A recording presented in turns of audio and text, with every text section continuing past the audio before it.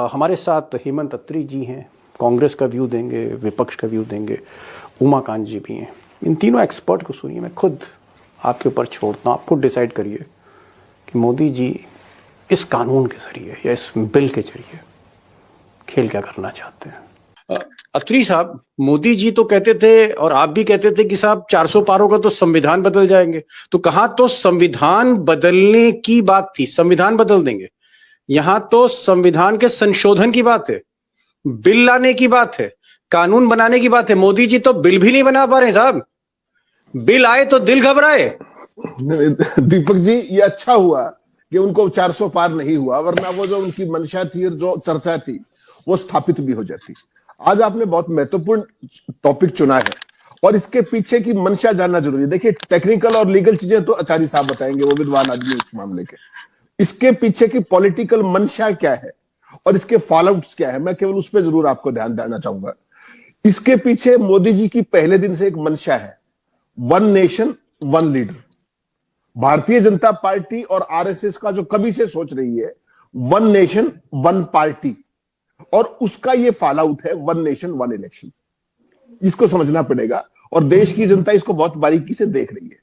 प्रधानमंत्री ने 2014 में जब वो पीएम बने भी नहीं थे तब ये जुमला छेड़ा था सबसे पहले, और उन्होंने कहा था कि इस पे देश में पूरी व्यापक बहस होनी चाहिए और सर्वसम्मति के बाद कोई फैसला होना चाहिए।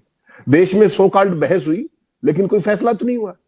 और आज जब आप इस बिल को पास करने जा रहे हैं, तो मैं आपको आज बता रहा हूं दीपक जी, ये मोदी जी के लिए वन नेशन वन इलेक्शन नहीं, ये वन नेशन वन टेंशन और वन नेशन वन कंफ्यूजन, इसके अलावा कुछ नहीं होगा। आप कहेंगे साहब कैसे? आप कहेंगे साहब कैसे? इस बिल को पास करने के लिए दोनों हाउसेज के अंदर, आचार्य साहब ज्यादा बताएंगे, दोनों हाउसेज के अंदर जो मेरी छोटी सी जानकारी, उसमें 2/3 मेजोरिटी चाहिए। आज जब आपने इसको लोकसभा में पेश किया तो आपको जो बहुमत चाहिए थे 50% स्टेट्स के अंदर भी चाहिए, उसमें जो स्टेट से जी, आज के केस में 307 वोट मिलने चाहिए थे जब ये केस जो प्रस्तुत किया गया। बीजेपी के इसके समर्थन में आज 263 वोट मिले और खिलाफ गए 198 तो पूत के पांव तो पालने में दिख गए, पहली बात। दूसरी बात, मोदी जी को एक नया शौक चढ़ गया है, वो है अनडेटेड चेक जारी करने का। ये वैसा ही है। आपको ध्यान है, महिला आरक्षण का बिल मोदी जी ने पास कर दिया बड़े तामझाम से, हर जगह उसका प्रचार करते फिरते। वो लागू कब होगा उसकी तारीख नहीं बताते मोदी जी। आज तक बताइए तो बता दीजिए कि देश में महिला आरक्षण कब लागू होगा।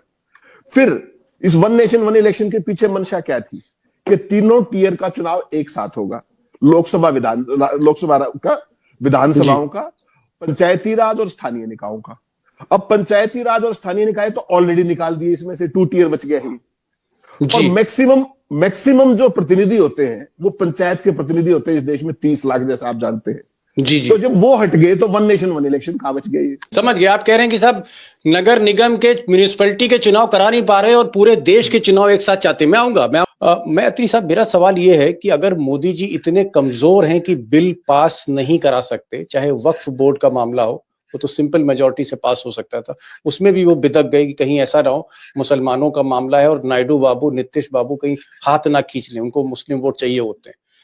अगर ऐसी स्थिति है जहां सरकार इतनी कमजोर है, मैं अत्री साहब ये जानना चाह रहा हूं कि अगर बहुत क्लोज जो संख्या है, मतलब अगर आप अपोजिशन को देखें और इधर गवर्नमेंट को देखें, अगर बहुत ही क्लोज अंतर है, गैप है, तो क्या अगर 15-20 एमपी इधर से उधर हो गए तो मोदी की सरकार जा भी सकती है क्या? इतनी कमजोर है? नहीं, निश्चित तौर पर देखिए, लेजर थिन मेजोरिटी है, बिल्कुल रेजर थिन मेजोरिटी जिसको कहते हैं, उस तरह की मेजोरिटी है। वैसी सूरत में मोदी जी देखिए हवाई फायर के अलावा कुछ नहीं कर रहे हैं। उनको भी पता है कि ये बिल पास नहीं होने वाला है, लेकिन आपको पता है कि उनका जो आइडिया है वो शगुफे बड़े छोड़ते हैं। आपको ध्यान, उनके शगुफे याद कीजिए आप। महिला आरक्षण बिल तो मैंने बता दिया आपको, अनडेटेड चेक पास कर दिया। अभी दुनिया में ऐसा कोई कानून नहीं किसी भी संसद के अंदर जिसकी डेट लागू होने की ना पता हो, केवल मोदी जी ने कारनामा किया महिला आरक्षण को लेकर के। वो क्या क्या कहते हैं उसको आपको देखना पड़ेगा। 2047 तक विकसित भारत की बात करते हैं वो, 2036 में ओलंपिक का गेम करा देते हैं वो, मेडल 2 नहीं। उसके बाद कभी 5 ट्रिलियन इकोनॉमी, कभी 25 ट्रिलियन इकोनॉमी। अभी खुद ही अपने आप आंकड़े बना लेते हैं। कभी 100 स्मार्ट सिटी बना के चालू कर देते, एक भी चालू नहीं हुआ आज तक, 10.25 साल हो गए। कभी फिर वो क्या करते हैं, बुलेट ट्रेन, और उसके अलावा पता नहीं क्या क्या शगुफे। और हालत क्या है, हकीकत देखिए आप दीपक जी, आपको याद होगा जब इंडिया अलायंस बना तो ये और इनका जो ये अपना रवांडा मीडिया है, इन्होंने क्या बहस चला दी पूरे देश में 5 दिन तक कि मोदी जी इस देश का नाम ही बदलने जा रहे हैं, इंडिया नाम ठीक नहीं है, इस देश का नाम ही भारत कर दो। गजब देखिए आप। तो इस तरह के इकोसिस्टम के अंदर उनके लिए यही काम सबसे आसान है कि पल्ले नहीं दाने अम्मा चली बुनाने। जब आपके पल्ले तो जो सामान्य बहुमत के कानून है उनसे भी आप डरते हो, जैसा आपने जिक्र किया बिल्कुल वाजिब वक्फ बोर्ड वाला, और आप बात करते हो वन नेशन वन इलेक्शन की, जहां 2/3 मेजोरिटी दोनों हाउसेज के अंदर और 50% स्टेट्स की कंकरेंस, वो है नहीं। और इसके अलावा भी आप देखिए, जब अगर आप इसको साथ कराने चलते हैं, आज की तारीख में देश में 55 लाख ईवीएम और वीवीपैट यूज होती है एज पर सीईसी। जब ये सारे चुनाव साथ होंगे तो 3 गुना वीवीपैट और ईवीएम चाहिए आपको, कहां से लाएंगे आप? उसके लिए हजारों करोड़ रुपए का बजट की क्या जरूरत है? जी जी, आप खर्चा बचा रहे हैं या बढ़ा रहे हैं? This is a wasteful expenditure. और इसी तरीके से ऐसे तमाम ऐसे पहलू हैं इसके, सोशल, पॉलिटिकल, तमाम इस तरह के फैक्टर्स हैं जिसको मोदी जी दरकिनार करके केवल और केवल एक शगुफा छोड़ रहे हैं। और जब ये पास नहीं होगा तो इनको एक ही काम करना है, इसका ठीकरा इन्होंने विपक्ष पे फोड़ना है कि देखिए हम तो चाहते थे, इतना महान काम था ये, विपक्ष ने नहीं होने दिया। हर चीज के लिए विपक्ष जिम्मेदार है, मोदी जी की डिलीवरी के लिए भी मोदी जी जिम्मेदार नहीं है। ये उनका नैरेटिव 2014 से आप लगातार देख रहे हो। एक आपने कुछ कहा था, जेब में नहीं दाने, कुछ आपने कुछ बोला था, अम्मा चली, पल्ले नहीं दाने अम्मा चली भुनाने।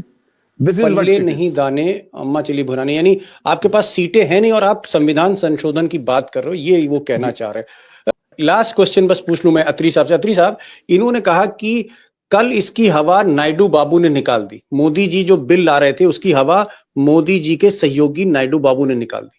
मुझे याद आ रहा है कि जब वक्फ बोर्ड का बिल ला रहे थे तो भी नायडू और नीतीश ने मुंह फुला लिया था, उनका भाई इस बिल को मत लेके आओ, क्योंकि दोनों को डर था कि भाई जो उनका मुस्लिम वोट है कहीं ना कहीं उसको चोट लगेगी।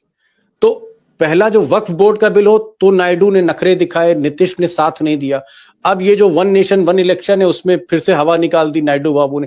तो ये नायडू नीतीश जो है कहीं ना कहीं अंदर ही अंदर कुछ और तो नहीं सोच रहे हैं?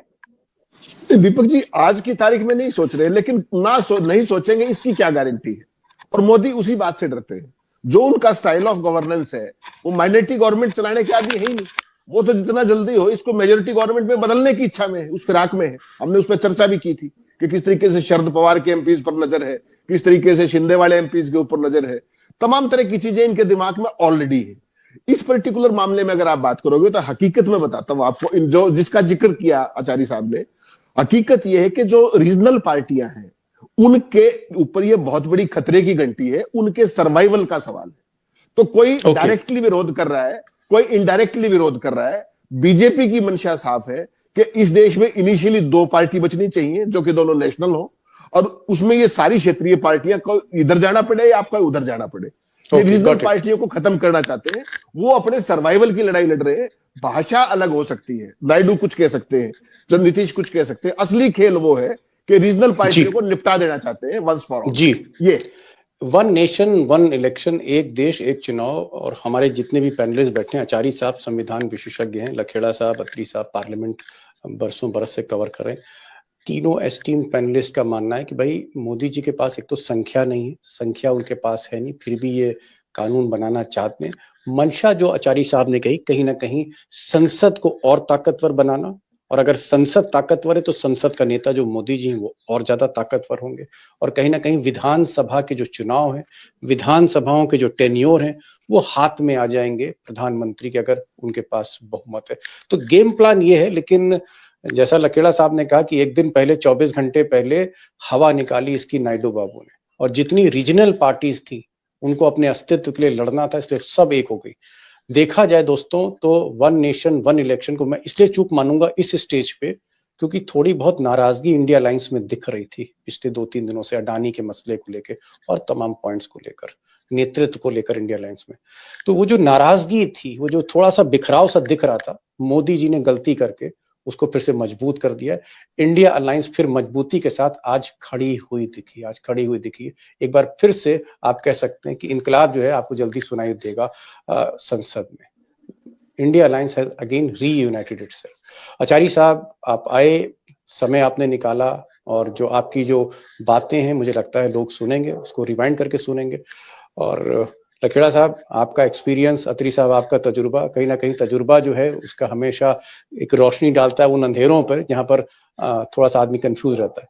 मैं आप तीनों का बहुत बहुत शुक्रिया अदा करूंगा कि आप इस प्रोग्राम में आए और आपने खुलकर इस दौर में आपने खुलकर बातें की। एक बात जो आचार्य साहब ने कही वो थोड़ा मुझे झटका दे गई। इन्होंने कहा कि साहब सुप्रीम कोर्ट इसे खारिज कर देगा अगर मोदी कानून बनाते हैं, लेकिन मैं गारंटी नहीं दे सकता कि आज के दौर में सुप्रीम कोर्ट का जज हिम्मत दिखाएगा कि नहीं। ये भी एक बहुत बड़ी बात आचार्य साहब ने कही, कॉन्स्टिट्यूशनल एक्सपर्ट में। Thank you so much mister Acharya, thank you so much mister Lakhera, thank you so much Atri साहब, थैंक यू सो मच।